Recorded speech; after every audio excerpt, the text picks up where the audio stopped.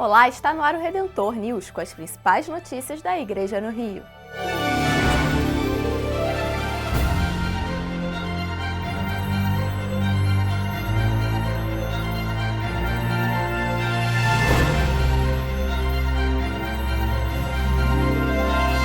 Na semana passada, a Igreja também celebrou o Dia Nacional do Doador de Órgãos, no hospital que é referência em transplantes.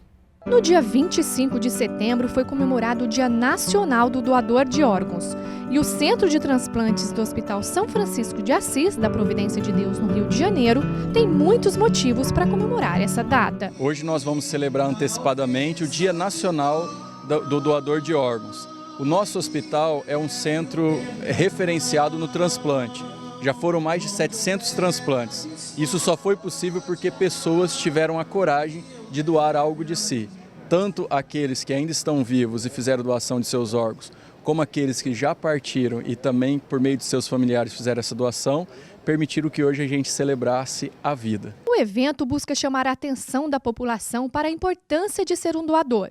O objetivo é estimular a doação junto à sociedade. Existem muitos mitos por aí, como por exemplo, que o órgão vai ser comercializado, vão vender seu órgão, vão tirar sua vida antes só para comercializar seu órgão, ou quem vai receber um órgão infectado. Hoje, com o avanço da medicina, com o avanço do sistema, com o controle radical do Ministério da Saúde, isso é impossível. Então, tanto aquela pessoa que tem vontade de doar, como aquela pessoa que necessita de receber, pode ficar tranquila. Nós garantimos, o nosso Centro Estadual de Transplante, ele tem toda a regulamentação e tem uma equipe firme de fiscalização para que isso não aconteça. O comerciante Roberto Barbosa estava emocionado em comemorar 8 meses de vida nova. Em janeiro eu fui chamado para fazer o transplante, eu não acreditei. Eu posso falar que quando eu fui para o CTI, para o centro cirúrgico, eu achava assim, está entregue na mão de Deus, que eu tinha 50% de chance de voltar e 50% de chance de não voltar. A gratidão do Roberto não era apenas para a família desconhecida que autorizou a doação de órgãos para salvar sua vida, mas principalmente a equipe do hospital que cuidou dele nos meses que esteve internado na unidade de transplante. Eu tenho maior gratidão por esse hospital, pela equipe que me tratou. Eu fiquei 60 dias internado aqui no pós-tratamento e eu garanto que eu fui muito bem tratado. Parecia que eu estava no hospital particular. O Rio de Janeiro tornou-se o segundo lugar em captação para transplantes no Brasil. A unidade de saúde do governo do Rio de Janeiro se tornou, em menos de 7 meses, a segunda transplantadora do país. Uma missa foi celebrada pelo cardeal Dom Orenijão Tempesta, que falou sobre o trabalho realizado no hospital para salvar vidas. Um local, como o Hospital São Francisco na Providência de Deus, que juntamente com a Secretaria de Saúde do Estado, tem um trabalho muito bonito e muito eficiente, a ponto de ser o segundo lugar do Brasil, com mais trabalho de transplante de órgãos. Isso é um bom para o povo, para a sociedade, e pedimos a Deus que possa assim continuar.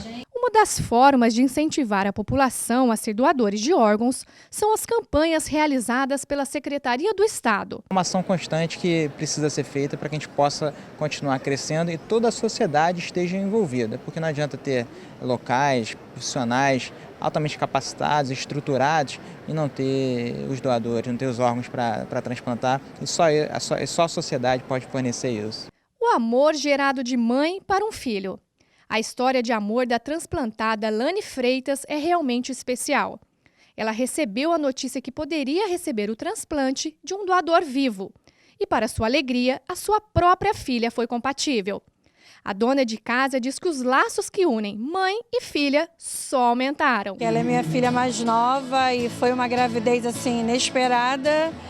E no final das contas a gente vê que Deus tem um plano, porque foi uma gravidez inesperada, porque depois de tantos anos ela ia salvar minha vida, né? A morte que gera vida. Condenados a morrer que recebem uma nova chance. Eu sou um transplantado que realmente deu certo. O nome é transplante, mas poderia chamar renascimento. Neste sábado haverá eleições para o Conselho Tutelar. Vamos entender um pouco mais sobre esse órgão importante. Você já participou de uma votação do Conselho Tutelar no seu bairro? Conhece o trabalho do órgão? Através do Vicariato para a Caridade Social, a Arquidiocese do Rio participa das eleições do Conselho Tutelar há 10 anos, apoiando e formando os candidatos inseridos em pastorais da Igreja. O cônego Manuel Manangão, vigário episcopal para a Caridade Social, fala da importância do Conselho. Primeiro, de preservar os direitos das crianças e dos adolescentes.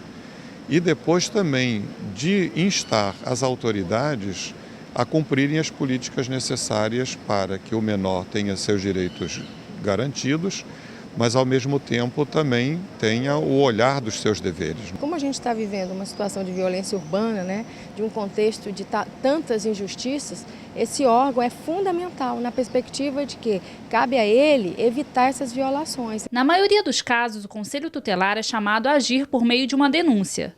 Outras vezes, o Conselho, sintonizado com os problemas da comunidade, vai se antecipar à denúncia. Então, é o Conselho Tutelar que é chamado para opinar, para acompanhar todas as situações, tanto aquelas em que o menor perdeu os seus direitos por alguma deficiência da organização da sociedade e até mesmo nos momentos de mais instabilidade na relação familiar, e ao mesmo tempo também é chamado para ajudar no processo de fazer com que as famílias assumam aquilo que é de responsabilidade da família no que diz respeito à vida do menor. Então, a Arquidiocese ofereceu um curso de formação para conselheiros ao longo de 4 meses. 60 pessoas foram indicadas pelas comunidades e 51 foram aprovadas. Fizemos isso em parceria com a Universidade do Estado, a UERJ, na formação de pessoas que queriam se candidatar, não sabiam o que era o Conselho, não sabiam o que era o Estatuto da Criança e do Adolescente, e a gente foi agregando uma série de conteúdos. Então, lembrando sempre da questão da ética por trás de todo o processo e também a formalização da lei. Para votar, basta levar o título de eleitor e um documento com foto no dia da eleição. O voto é direto e secreto. O eleitor só poderá votar no candidato que se elege ao Conselho Tutelar, correspondente à sua respectiva zona eleitoral. E o mês de outubro começou com a celebração de Santa Terezinha do Menino Jesus.